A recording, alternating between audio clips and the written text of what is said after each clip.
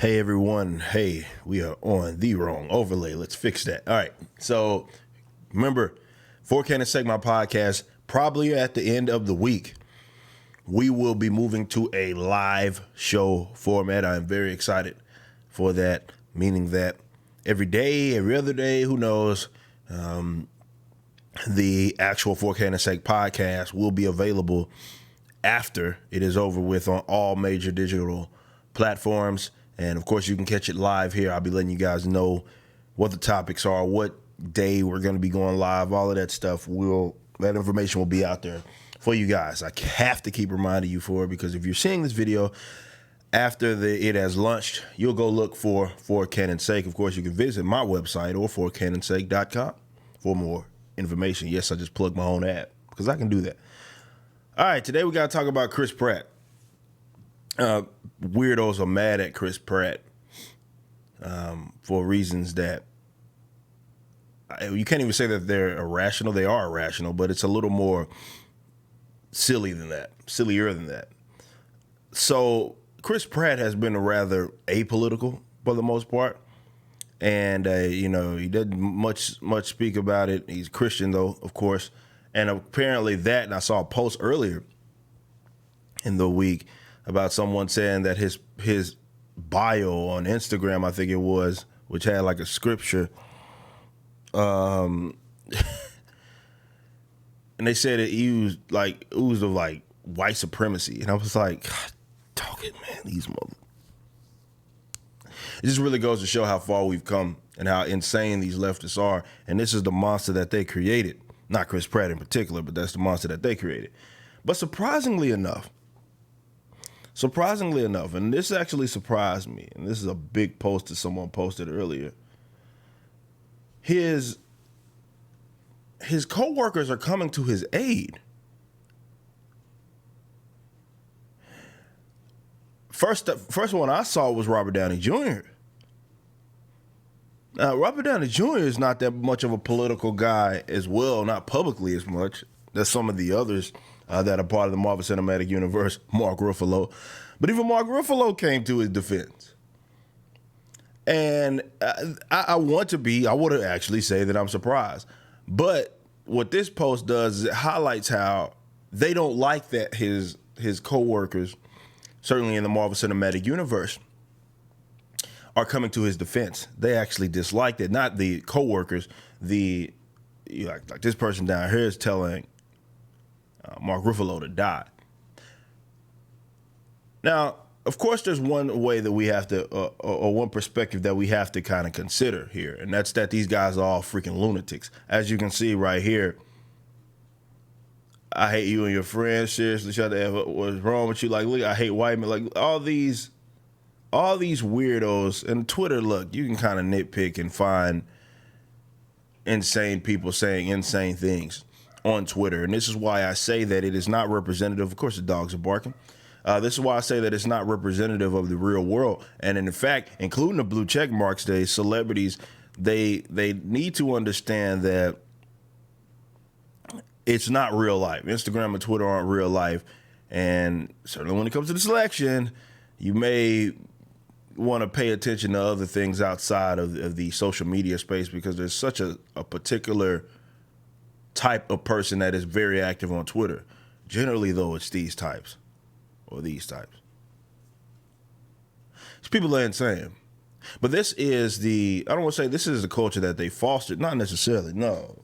I think this is what Marvel has taken the direction to try to cater to these weirdos. And this is why you don't do it. Because they're insane. And it should have been left at that. They should have been called insane and it should have been nothing else to discuss. But what happened was that weirdos, big entities, Marvels of the world, sought to actually try to appeal to these weirdos. Now, ruining their brands in the process, but they sought to actually try to appeal to these weirdos. And now here we are. I have absolutely no idea what people are mad at Chris Pratt about. There's nothing to be mad at him about in this regards. But remember I did a video. It had to come out about a month before I shot this one. And I talked about how the left demands allegiance. And this sort of speaks to what I was talking about then, in that it's not enough for you to be apolitical. You need to be anti whatever it is that they are and pro whatever it is that they are. And in the event that you are not, well, then they will do their damnedest to paint you as the absolute worst person that they possibly can. White supremacist, Nazi. And trust me, they don't hold those terms for just white folk. These guys are stupid. It's just that it's one of those things where they've recognized that everybody, for the most part, considers this a bad thing. And if they can sort of present themselves as heroes, another video that I've done that got around, by making you, now it doesn't matter if you are or not, but they present you as if you are the absolute worst person, white supremacists and so forth, because it gives them some sort of validation in their crusade. It gives them some sort of, they feel like they're authorized to call you out of your name, hate you, despise you, try to ruin your career, try to ruin your life, because of course you're just a white supremacist or a Nazi. Well, why wouldn't they do that? This is why those terms are meaningless these days. They don't mean anything. Fascism, those terms mean absolutely nothing.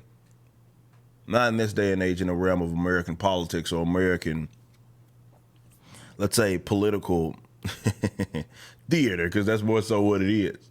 It means nothing. It means nothing. It certainly doesn't mean what they actually mean.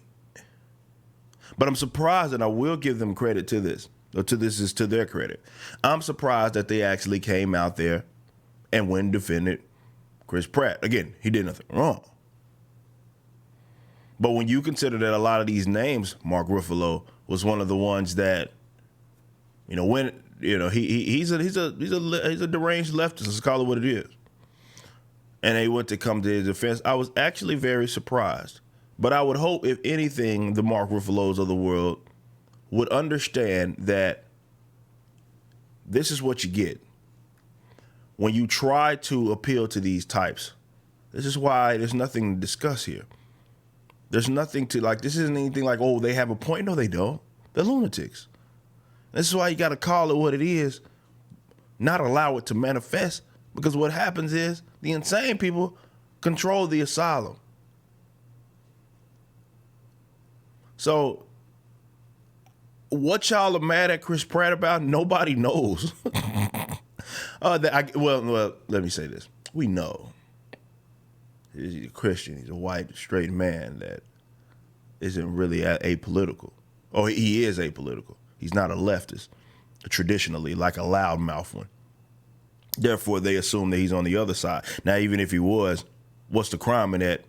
Who knows? But again, they demand allegiance.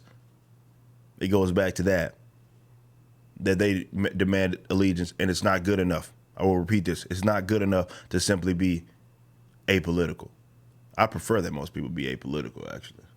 Politics, as I always say, brings out the absolute worst in people. But that's not enough. You need to be supportive of Joe Biden. You need to be anti-Trump, and you need to do it loud. You need to use your platform to do that. That's what they demand. I hope the world understands that these types cannot be reasoned with. Shouldn't even attempt to do it. And the more that you do it, the more power you give these weirdos. They're insane. Just call it what it is.